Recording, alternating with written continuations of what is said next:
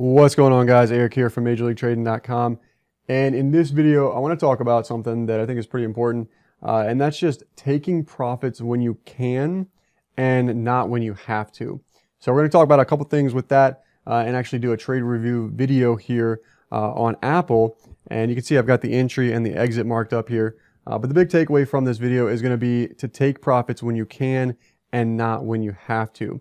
There's a couple things around that, right?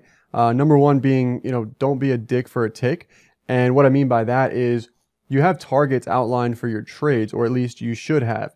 If you don't have targets outlined on your trades, then how do you know where it's going to go and what you're going to do and why you're going to get out and things like that, right? But there's times where the market will get, just a little bit away from your target. And at the end of the day, the bottom line is there.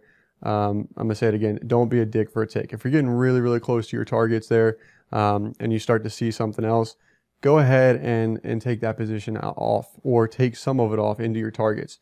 And the big thing is there, you have targets for a reason, so use them.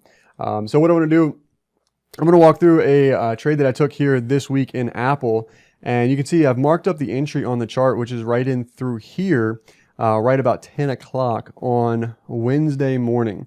And then these are the levels that I had marked up on the chart and why. So I had 217.67 down here marked up as once Apple, which is the given stock I'm trading here, is able to break through 217.66s, then I'm permitted to start looking for some long entries in there with targets up to 222.77s and 225.70s and then 227.96s.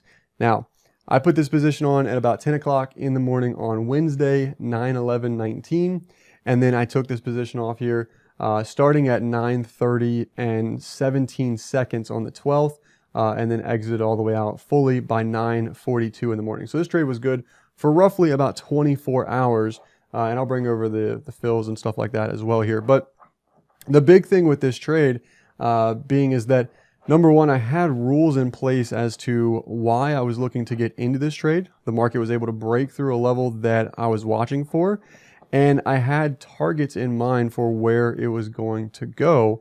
And the big thing there that I want to emphasize on take profits when you can is I took profits when the market was providing me the exit for this given trade, right? Had I held that position over, so I did hold it overnight,